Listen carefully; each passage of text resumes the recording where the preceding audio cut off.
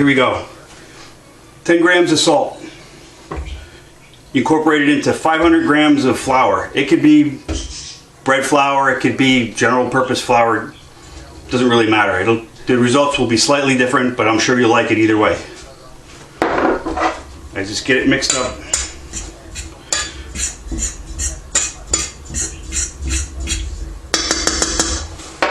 Now, I have 300 grams of milk mixed with about 55 grams of butter, which is the same as a half a stick. I melted it on the stovetop. You could do it in the microwave, but I prefer the stovetop because I think there's more control. It's been warmed to about 100 degrees Fahrenheit, which is a good temperature for the active yeast to get going. Here's my yeast, 15 grams of yeast. Now you notice when you put yeast in this, it wants to float and not really mix. So just take a whisk and get it all mixed up by spinning the whisk. I had this sitting for about 4 minutes. You take the butter and milk and the yeast. In fact, I'll give it another quick mix. Sometimes you can get a sediment in the bottom. And just pour it right in.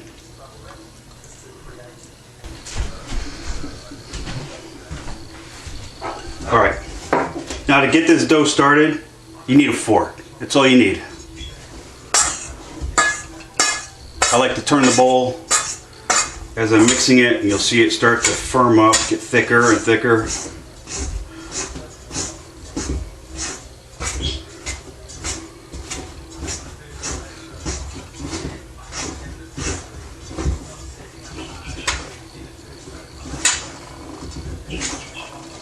And when it gets to be too thick to mix with the fork, just scrape what you got left off the fork.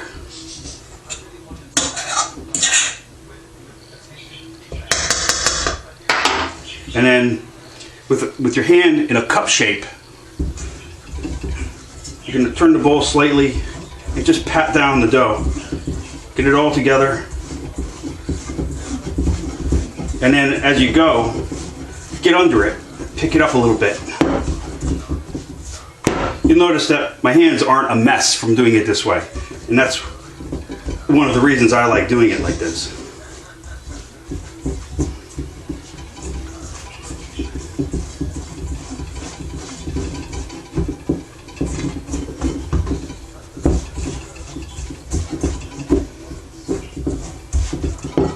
All right, not much left in the bowl. Alright, need to knead it a bit after it comes out of the bowl.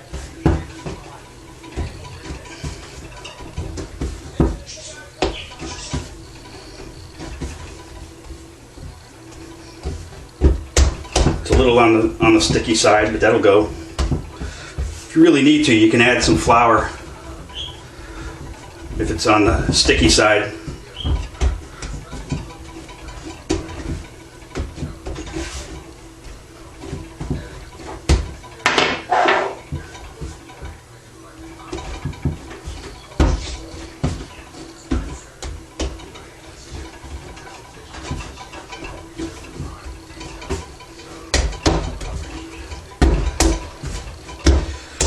Now you're ready for proofing. So proofing is the process of letting the yeast do its thing. The dough is going to rise. And then we get to the fun part of braiding.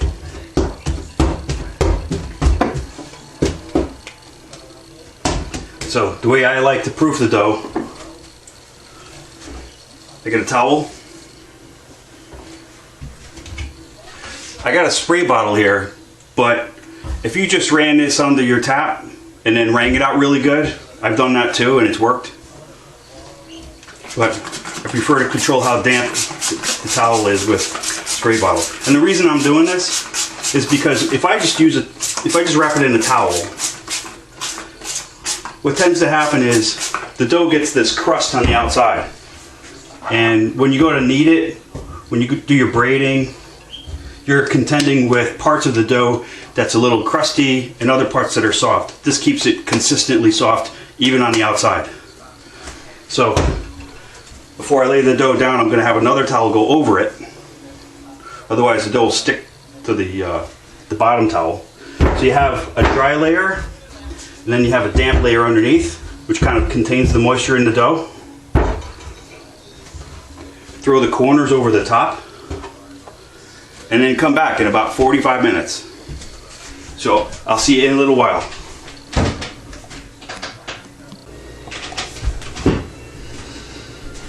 Okay, we're back. Dough has been sitting. You may notice it's gotten a little bit bigger. Let's see what we have.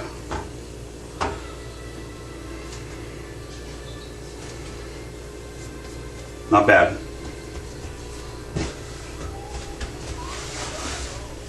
Okay. Now for the braiding. We're going to separate this into 2 pieces.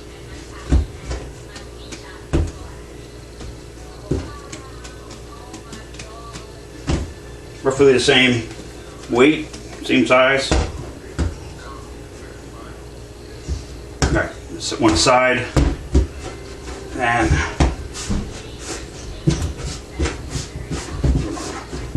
roll this out.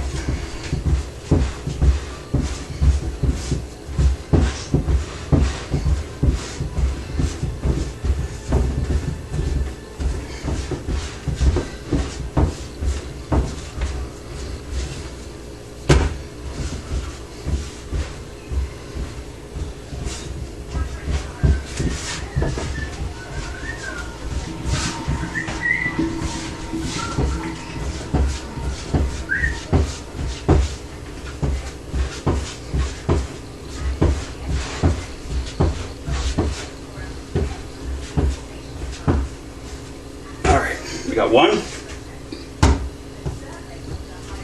Do the other one.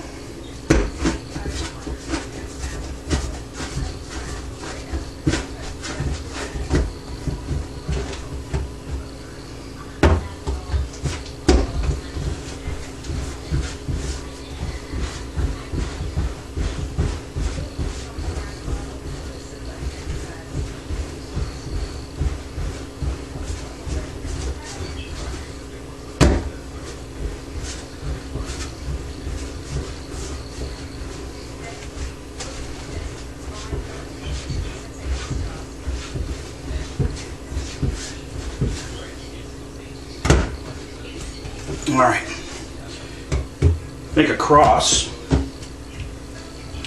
Then here's the technique for making the braid.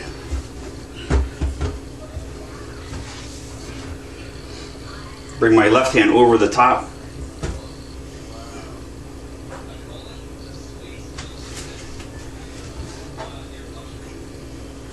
Then I bring my right hand over the top. Left hand over the top. Right hand over the top. Left hand. Right hand. Left hand. Right hand. Left hand. Right hand. Left hand. Gotta shift it back a little bit.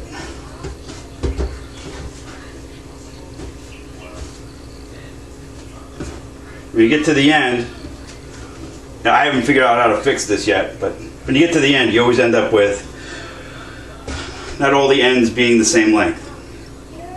So what I like to do is I'll squash it down, tuck this underneath, then I break off the excess, squash that down, tuck it underneath, and then these guys, I just pinch them off.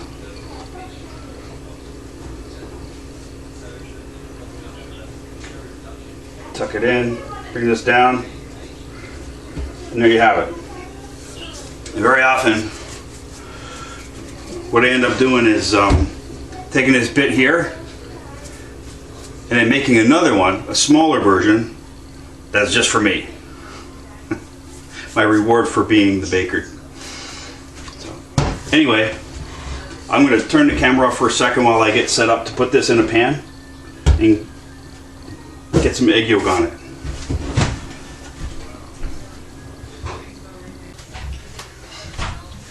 Okay, I'm back. We have the braided dough on the sheet. You can see I made a smaller version. I have an egg yolk. This is the final stage before it goes in the oven.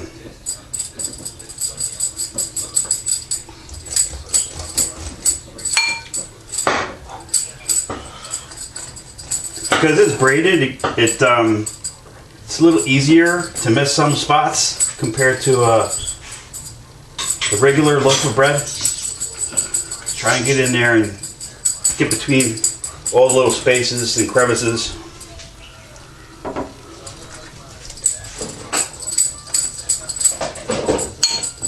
This is one egg yolk. One egg yolk covers one loaf.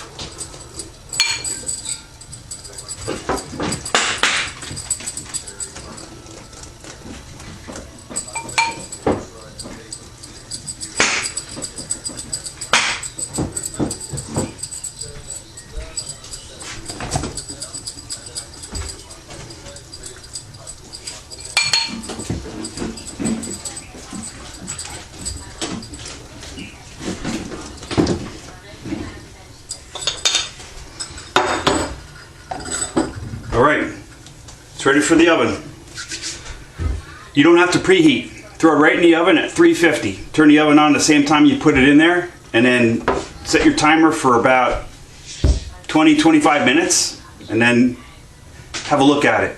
The way to test it is take a spoon and you knock on the bread. If it sounds hollow, it's right. That's the way I've always been taught, and it's working for me. So I'm going to turn the camera off, and then we're going to come back to the last segment in this. Alright, we're in the last portion of our bread baking. This has been in the oven for just over a half an hour at 350 degrees, and I don't know how the audio is on this recorder, but when you tap on it with a spoon, it does have a hollow sound to it, and it'll sound distinctly different from when you first put it in the oven, or even 10 minutes into your bake. So it's looking pretty good. I'm going to take it out. Let's see.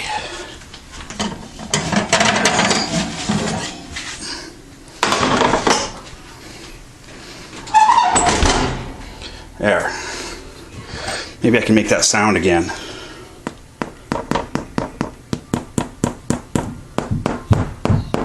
Yeah, I think we're in good shape. That plus the color, it's got a nice color to it. It's brown, nice golden brown. So we're just gonna let it cool off, and then I'm gonna leave it out for everybody. It'll last less than a week, I'm sure. That's been the pattern. Anyway, I hope you enjoyed this video. Thanks for watching, and good luck with your baking. Bye for now.